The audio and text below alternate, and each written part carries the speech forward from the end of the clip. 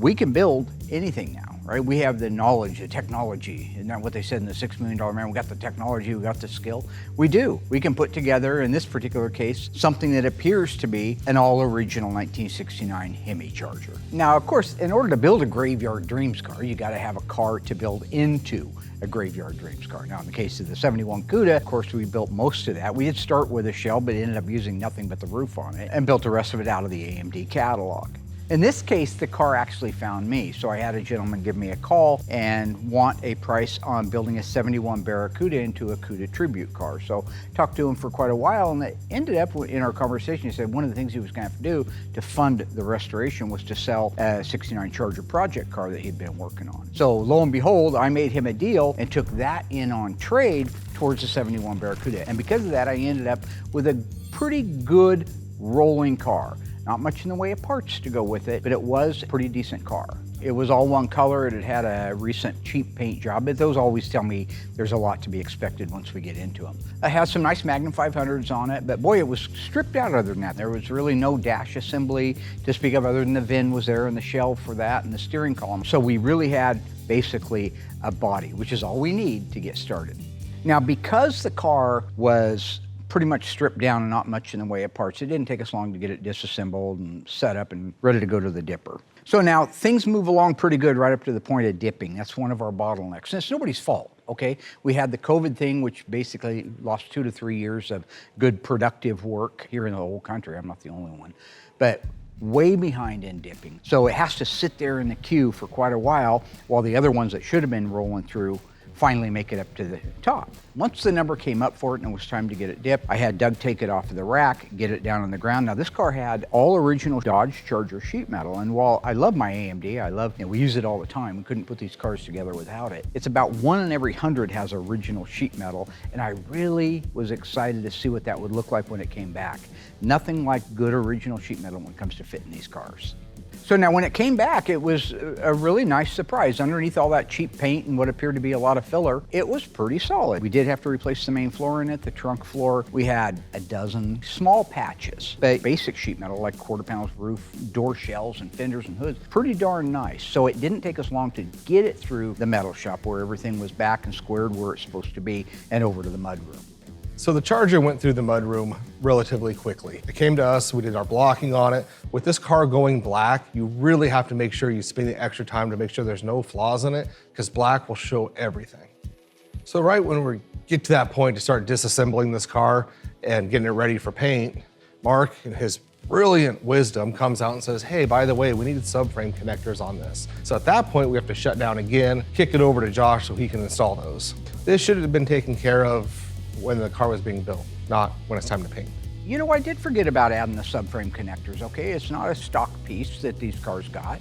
I forgot about it, but this is a great example of how, we'll sit back and say, oh, he's a victim and I'm always picking on him. I happen to have a lot of things on my plate, okay? I'm a busy boy. So once Josh wrapped up with the subframe connectors, at this point, the car comes back over to us. We can start disassembling it and getting it ready for all of its jam work and final paint. Because it's a black car, I decided to panel paint it, which I do on most solid colors, meaning I'm just painting the car apart. So I jam it. Once it's jammed, I can flip the parts over, paint the doors, paint the fenders, paint just the body of the car. Makes the process a lot quicker. It's just when it comes time for a body man to assemble the car, he's putting a car that's been cut and buffed and ready to go. He's got to put the whole car together very carefully. I do 4 coats of our black single stage, the 9300. That way there's a good coat that can be taken off in the cut and buff, and then that still leaves 3 coats left over. Car looks amazing. Because it's a solid color, I don't have to worry about metallics matching. I'll get all the jam work done, then I'll paint the doors by themselves, the fenders, hood, deck lid, car, all by itself. And then at that point, I'll kick it back over to Josh once it's all been buffed, and he has the tough job of putting the doors and everything on the car without making chips or dents or dings or scratches. We've got a date-coded 69 426 Hemi with all the bolt-on pieces, not a date-coded but correct Hemi automatic transmission, and a correct date-coded 410 Dana rear axle assembly. So this car, when you open the hood, walk around it, look inside it as a done car, you should not be able to tell other than looking at the vehicle identification number that it was originally a 2-barrel 383 car and not a real-life 426 Hemi. That's what you have to have if you're building a Dreams car. That's what we achieved and moved it over to Brian so he could do the final assemblies. Well, this is the first Charger dash assembly that I've actually built here. I'm still a greenhorn at this, as Mark likes to call me. Likes to call me a lot of things, a greenhorn one of them. So I actually learned a whole lot in the process of building these things for the first time. Once this Charger dash is all built out, it is a really cool piece. So one of the things that's beginning to happen, and if you'll notice a little bit of the structure's changed in Graveyard Carz from, spending almost an episode showing you how a heater box maybe went together. We have so many cars, we just have to move them through the shop now. We're behind, everybody knows it, people that have cars here knows that we're always struggling to get out from being behind the 8-ball on it. But Brian did a remarkable job up to where we are now. This car is a Hemi tribute car, so technically it should not have air conditioning, meaning you couldn't get AC with a Hemi ever. However, since it was a dream car build, we were able to get a retrofit compressor from Classic Auto Air. We were able to marry it to all of the factory AC components in and under the dash. So all Chargers actually had 150 mile per hour speedometer, or speedo, but not all Chargers had a tick-tock-tack, so we added that. We also added an 8-track AM stereo with 3-speaker dash. All of the trim panels and knobs were replaced with new ones from Classic Industries. The AC registers and ducting is actually all factory Mopar, so I had to carefully restore those pieces. I say carefully because most of these pieces are rigid plastic, and now they're over 50 years old. So like people and my boss, they get a little more fragile with age. However, if you take your time and are really careful, they can come out great. Once the dash was built out, I installed all of the wiring harnesses. The main harness we bought new from Classic Industries. But there's actually a lot of auxiliary harnesses that go into these dashes, and like the AC harness and the radio harness, which you can't get new, so we reached out to Tony's Parts to get those for us. I think this dash came out really nice, and I am so glad to have a Charger dash under my belt now. Normally there's just a few connections that need to be made when you set a dash into the car. However, when you have a factory air conditioning car like this one, there's a lot of extra connections and things that need to be routed into place, and it can be a little bit tedious. Okay, everything is made now. All the connections are here? Yeah. Okay, so let me loosen up this side because I don't want it to pivot and walk up out of there. Right. But I do want to get some height on it. I'll get some hands on it here. Okay, I hold it. I want to raise that up a little bit. Okay, there we go. That looks like it's laying down nice in the middle there. Let me get this up here. Okay. Okay. Oh, nice. Look at that. Getting right close. God, it's beauty. Oh, look at that. Look at that. She's a car again, huh? So we've covered the dash installation on many of the Mopars, so we didn't really belabor that. Just a reminder that with a Mopar dash, like in this Charger, for example, the dash is pretty much completely built out. Instrumentation, radio, vents, everything is ready to go. You bring it into the car, there are 2 anchor bolts that you set in the side pillars. Set the dash down on it. Once it's in place and you can roll it down, then you go in and make all of your connections. So that's what Brian had to do, was make all the connections to the speedometer, the defroster, the heater, the radio, to the power, and all of those things. Once that's done, we can roll it up into place, put all of the dash screws across the front, I think there are 5 or 6, put all of the attaching screws up high, tighten down the 2 anchor bolts, and now you have a dash assembly. And the next thing would be steering column. You're gonna let me test drive this one on the way home, right? Oh, absolutely. Yeah. I want to see a Chevy boy drive a real car sometime. That'd be great.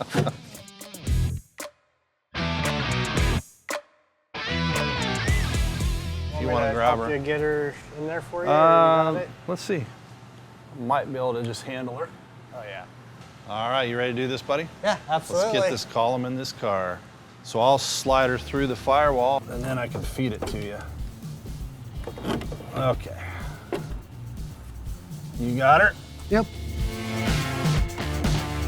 Steering column is actually pretty straightforward on these cars, especially when there's no driver's seat in place. Since we've already completely restored it, all we have to do is feed it through the firewall and line up the splines on the couplers.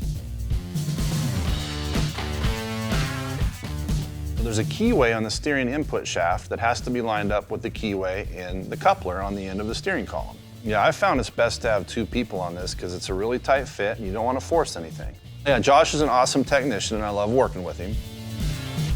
And I love you, Mark, but if I gotta make my choice, I'm gonna grab Josh out of the back to help me put a car together.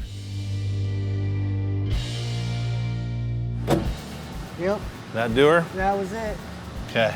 So with the steering column in place, all of the electrical connections made, the only thing left on the interior is the driver's seat. We'll wait to put that in just a little bit here because I want to move forward and get it running. I want to hear how that engine sounds before we put the grill assembly in it. Let's try it. Let's do it. Ready? Yep. Get in the car, Chrome Dome. Please don't. Always wear a hat. That shot of you in the Barracuda coming up, it's like Dawn of the Dead, man. Yeah, wear a hat. It's fun to have my bald head made fun of, or what is it, Cue Ball Morton, Hills Have Eyes, Dawn of the Dead, Chrome Dome 2 sometimes. Hey, these are all fun things to hear when you're trying to put a car together. All right, so go ahead. Let's make sure it cranks over under its own power. So go ahead and just crank it over without touching it. Okay, it seemed to crank over. All right, let me pump the gas a little bit. You know, you're gonna have to run the gas from in there because that thing's stiff. Okay. All right, give me a pump to the floor and back. All right, and back, and then go ahead and crank it over. Okay. Okay, I think it needs more timing. When you hear an engine crank so easily and it doesn't quite want to fire, most likely the timing is in a retarded position because if it was too far advanced, it would kick back at you. Okay. And so the fact that this one is just spinning really easy, I'm just gonna pull it towards the advanced. I'm gonna move it quite a bit just for fun. Maybe too far, but that's okay. Go ahead and pump it a couple of times. It does sound like it wants to start, so Okay. go ahead and crank it. All right. Hang on, give it some more fuel, pump it a few times. These are big old animals. They like lots of gas. There we go. Try that. There we go. Hold your foot halfway down now. Okay. Get some air in there. Okay, and try that. Now here is where all of the insults are worth it. Mark knows these cars like nobody's business. I love that he can tell just by listening to the engine and the sounds that it makes what needs to be adjusted for it to be corrected. Hey, that knowledge is worth a few shots to my follically challenged head. Now, one of the things you'll notice when you hear this engine idling is the camshaft. The guy who commissioned me to build this car remembered the big engines and the big camshafts from school, always wanted one. So he said, I don't even care if it performs quite like it should. I don't care so much about that. I want that bump. I want that loud, obnoxious, slobbering camshaft. Got about 50 pounds of oil pressure. Let's set that idle speed up a little bit here. Okay. So we installed a Comp 270H. H stands for the Hemi camshaft. The intake lift is 502. The exhaust lift is 486. It also happens to have a dual duration pattern on it. So when you fire this one up, it really does idle like a coffee can full of rocks. Something I will say, it seems like more these days we're starting to do some of that old school camshaft stuff. You remember the folks with the green 70 CUDA with the 446 barrel? We put, Comp calls it a mother thumping cam, like Sam Jackson, right? A mother thumping cam and a mother thumping CUDA. Okay, so right now we have the idle speed set up so that we can break the cam in. Take a look at your gauges, make sure your oil pressure is good. At almost 60 PSI. Great. So what I like to do is just let these run now. Okay. You're gonna need to belch the radiator, which we'll do here in a minute. We'll get it up to temperature and just make sure that it's full. Got it. Once it takes that first big swallow, it's about a gallon low. Okay. And then you're gonna wanna watch that temperature gauge. But as far as an initial fire up, you couldn't ask for a better one, but that's why we do run them on the engine run stand. Absolutely. We're just gonna go ahead and let it run and warm up, check all the fluid levels in it, make sure everything's where it's supposed to be. At that point, I think we can go ahead, put the front end on it. Let's do it. Get the front end done on Yeah. it, then we're ready to send the car down to have the glass done, have the alignment done, do the final road test on it, and we'll send it down. Out the road. door. Good job, buddy. All right, Good job. buddy. Nice job. Nice. So now that we have the car running, Brian has this built out for the last couple of weeks, I think. It's been ready to been go ready to on, go, but yeah. we needed to get through all of our stuff. So all the fluid levels are topped off on the car. Everything's running. We're ready to put this assembly in. You guys have seen us do this before, but I'm going to point out one thing that's a little on the nerdery side of things that I think our fans at home might appreciate. 69 Charger, most classic front end ever. Not my favorite, but Duke's a Hazzard, right? Made it very, very popular. One of the neatest features even if you don't like Mopar and you don't like Chargers, is the concealed headlights, the hideaway headlight system. Dodge came out with it in 66 on the Charger, 67, standard again. 68 through 70 it was standard, even though 68 and 69 were vacuum and 70 was electric. They function the same. Now the other Brand X garbage boxes out there, they followed suit and they all had some hideaway headlights, but they weren't cool like that. In this particular case, it was cool, it was classy, it was stylish, right? Those doors pop up and it's like Marilyn Monroe's skirt when she walked over that fan. Everybody's looking, you know what I'm saying? This is a very original setup that's been completely restored. Excellent job, by the way. Thank you, buddy. But everything in the mechanisms, they're original. That means they are vacuum operated headlights. That's what a 68 and a 69 Dodge Charger was, vacuum operated. In 70, they went to an electric one. I've got a vacuum simulator here. I'm gonna show you the functioning headlight doors. Yep. So we're just gonna open the headlight doors and close them a few times. And I want you to notice something. Okay, so I'm gonna flip my switch on here. Boy, you're just hogging the limelight. You can't stop. Give me that. God, you're Well, you gotta crazy. close it now, buddy. I don't care. Can I do this? This is my tutorial. It's your tutorial. Thank you. Take The the headlights are open. Now we're gonna close them. I gotta do this manually back here. Now I'm gonna open them. And now I'm gonna close them. Open.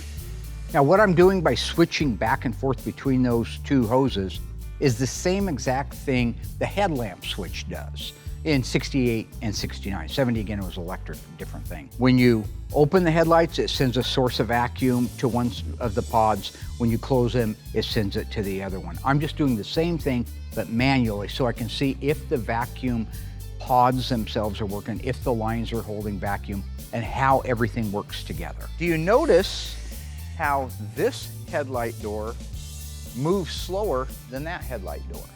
We're going to open, and I'm going to close. So which side right now is Mark and which side is Will? This is Mark. Mark? This is Will. Little slow, little slow. lazy. How the hell do I get brought into a tutorial about headlight doors? It's just saying how fast he is and how slow he is. Yeah, I get that, Pete. I just want to know why. I guess you're slow. Okay. The reason that these are moving at different times is because they're two individual vacuum modules. If you look here, you see a vacuum module for this side, you'll see a vacuum module for that side. As you see me run these, I'm gonna open. See how that vacuum motor pulls it down? Now I'm gonna close them. The vacuum motor should pull it the other way. But here you can clearly see how it works, that these vacuum motors are individual of each other, and that's original. If you go to a car show and the headlights open and close on a 68 or a 69 Charger at different times, they're running original vacuum. This owner wanted that look. Yeah. He had one when he was a kid. He thought it was so funny that they opened at different times. I said, I can make them right and put on the electric conversion. And he said, no, thank you. So he wanted the Mark and Will version. That's how these things work, and that's how they're supposed to work on an original car.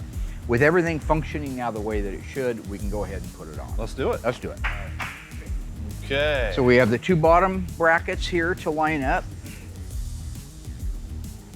That goes on the top of that. This is gonna go in here. So the grill assembly, once it's built out, can be installed as one unit.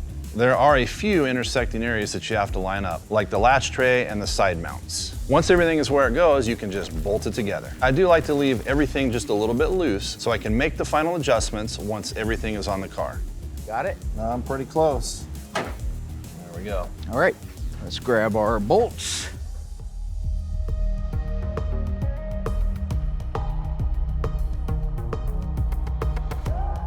This is why God made lifts.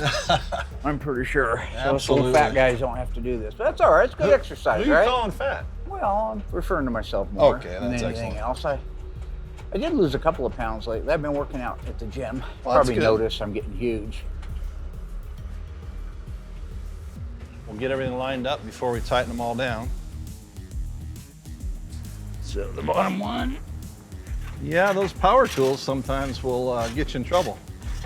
Yeah. Yeah, they can, that's for sure. I've been going back through my old Rocky movies, Rambo, commemorate Rambo.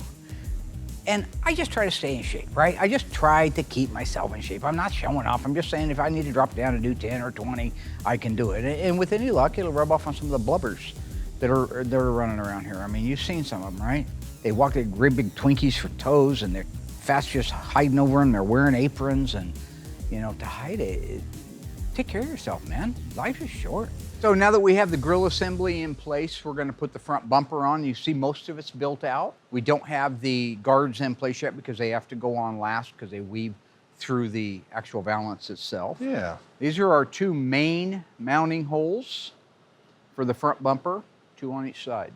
So what we're gonna do is we're gonna come through here with a bolt on this one at the furthest back location, and that's gonna allow us to take the weight off of this. It'll ride and pivot on that bolt. We can rotate it up into place, slide it back where it belongs. It's a clean, easy thing. It allows you to do it by yourself, but I thought, why not have 2 people do it, right? Why not? Will says all I want's on TV. Well, So let's get on TV then. apparently I'll give you your bolt. Thank you, sir. Let's put that bad mamma jamma in there, okay? All right, let's go. So we're just gonna walk right in there.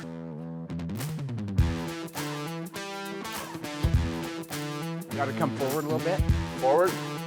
to get up over that. Okay. There you go. All right.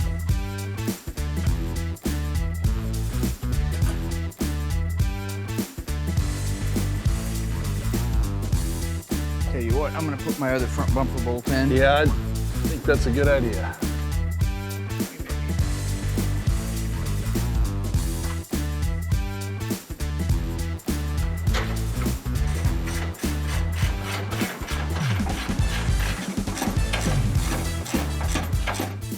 So we've got the outer bumper bracket reinforcements in place here, and all 4 of the bumper main mounting bolts in place. So now I think we're okay to take the tape off Yep. and set the adjustment side to side, up and down, in and out. Right. 3 dimensions, X, Y, and Z. I'm gonna say that we go ahead and tighten this one where it's at now. I like it. You like and see that? if we can make the other side match. So look you the need same? to tighten this 7/16. All right. You know, installing the grill assembly, the front bumper, the valance, it's all been pre-fit before. There's still final adjustments that need to be done. Cars move, kind of like a house that settles a little bit. These things can move a little bit on you. I always just use the things that I have. Like you can take a finger and figure out what the gap is from side to side or feel the edges of it. Your body, your mind will tell you if that's even from side to side. There's minute little adjustments and a lot of them to get that valance to fit the fenders, to get it to fit up against the core support, to make sure that the opening's right for the grill assembly. The hood, all of those pieces have to be lined up, but when they are, you stand back and look at that, especially on a black car, a black Charger, you got gold, Jerry, gold. Ready to do a valance? Let's do it. So the front valance sandwiches between 2 fenders and bolts to the core support. This panel is actually also known as the gravel guard. On most cars, the park lamp and turn signal assembly is actually in the valance. I love the looks of the Mopars when this part is installed. It really finishes off the look of the car. We got the valance in, we got everything adjusted and tightened up. All our gaps are looking really good. And Mark wanted me to go ahead and put the bumper guards on the car. These actually have a side to the car. You actually have one that goes on the passenger side and one on the driver's side, and they're just subtly different. That's why you see these little purple lines here. I'm gonna go ahead and take the passenger side and get it installed. We have what we call a little backing plate. It actually takes the form of the back side of the bumper. So when you bolt your bumper guard in, it's not gonna dent the bumper. It's actually gonna give it some nice support on the back side so that you get a nice solid attachment to your bumper. Put that right up in here. This will slide through the valance. And then we're gonna put our little bracket on the back side, little support brace or support bracket, followed by a nut. And we've essentially got that in place. It does have one more fastener, which will come up through the bottom, through the valance actually. So right up through here. And I like to hand tighten those as much as I can and then give it a little wrench to finish it.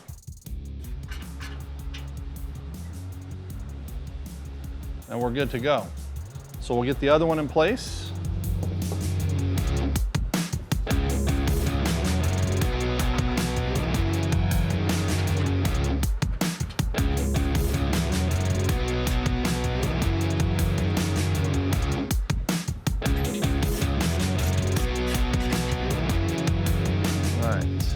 it looks really good from here.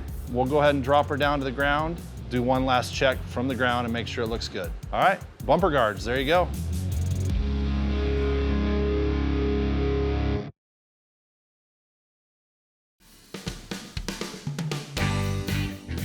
So once the car is actually all done and ready to be delivered, about 3 days before that, I'll cut Anthony loose on doing that buff on it. We do the initial cut and buff before it even goes over to assembly. But being put together, hands working on it, being wiped down for filming, they go through a lot. So it's just very critical because it shows everything to spend 2 or 3 days buffing and polishing this car. So when the customer gets it, it looks brand new.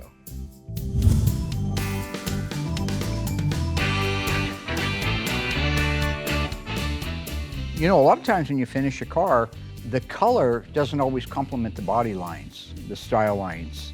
And these second generation Chargers, they're just filled with them, from the reverse scallops in the hood to the scallops on the doors, all of them built into the panels themselves.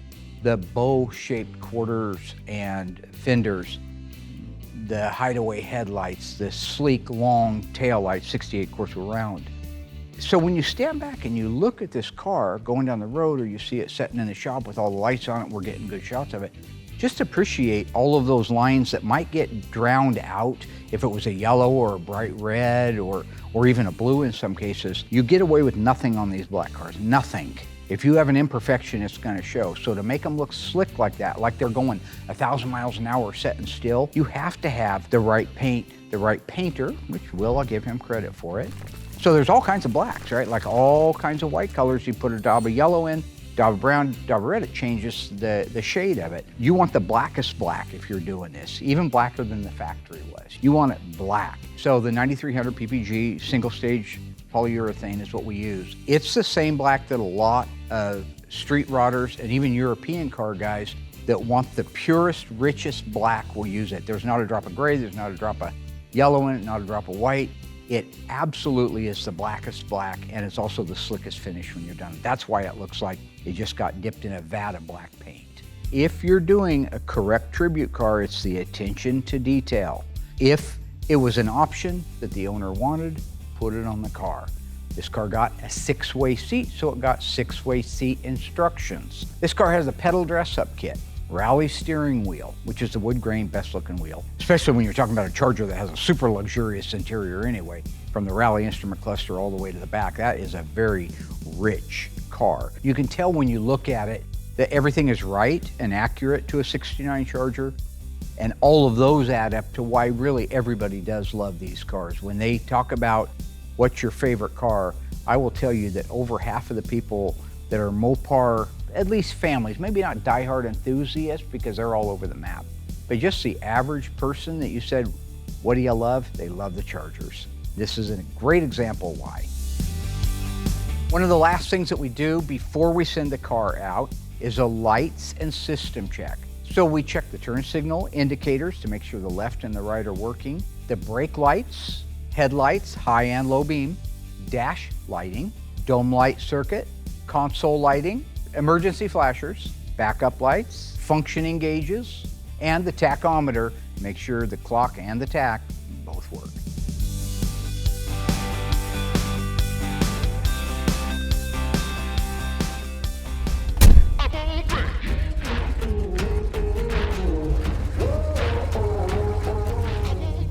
Well, it's a beautiful day and it's a beautiful car. It's not a beautiful day. We've got about 5 minutes of no rain, so we decided to take it out. Any day without rain in Oregon is a beautiful day.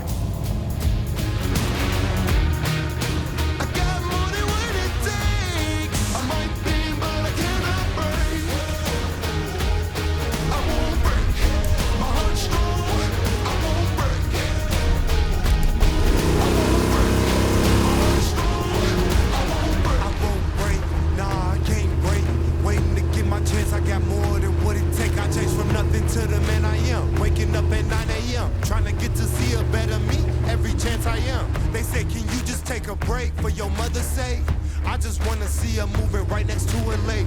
I might bend and yeah, I might shake, but against the strongest man, just believe I won't break, never break. No matter what they say, prepare for what comes my way. I got more than what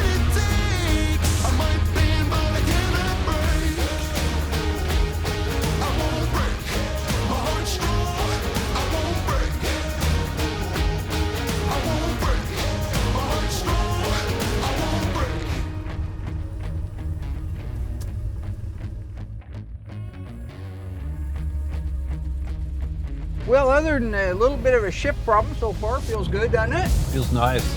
Yeah, got our new camera rig over there. Say hi to all the camera guys. Hi, camera guys. Hi, camera guys. Am I on? Satan. They're gonna hit that camera. They're gonna hit that camera. What's the? Now here's a classic example of my luck when it comes to this driving footage. Remember the CUDA that I want to have a really cool scene with, and the GoPro ended up falling off on the ground and getting ran over, and then these two people ran over it and they picked it up and gave it back to me. I was trying to do a death-proof moment. I was trying to have some fun, right? Trying to give you at home something more entertaining than just seeing a car going around in circles. I wanted to do the same thing with the Hemi Charger. Beautiful day, I got Dougie, we went out. We're following our new camera car. Oh, our new camera car. It's a Dodge Magnum, 2006 Magnum, got 30,000 original miles on it. Bought this trick European camera system that sets on top of it. I mean, this thing is trick, fully remote control. It takes 3 people to run it, plus 1 person to drive the car. It allows this boom to go out the back, over to the side, up in the air, down, and around to the front, and then all the way around. So you get some amazing, if you look at some of our footage that we've done, it's some amazing footage. In this particular case, the driver, who will remain anonymous, made a tiny mistake and didn't talk to the camera guy, we'll call him Aaron, who had the boom out to the side and said, hey, I know we're in the middle lane right now and I'm gonna move back into the regular lane, the right-hand lane. You should bring that mast around. That communication didn't, again, a tiny, tiny mistake could have happened to anybody. Boom hit the tree went boom, camera went boom, Mark's wallet went boom, roof of the car went boom, and that was the end of the driving footage, so.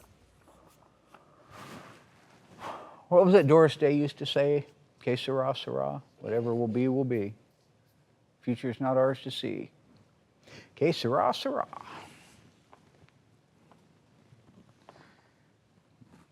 Tiny dancing.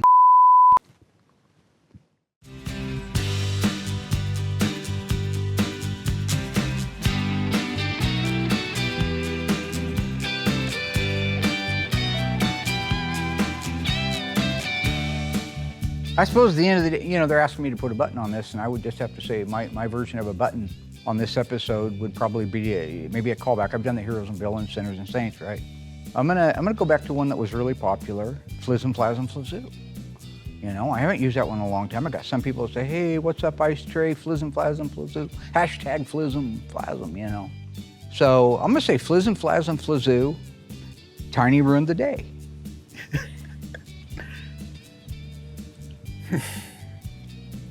Everybody wanted to be Mark Warman, nobody wanted to be Mark Warman. What about that question?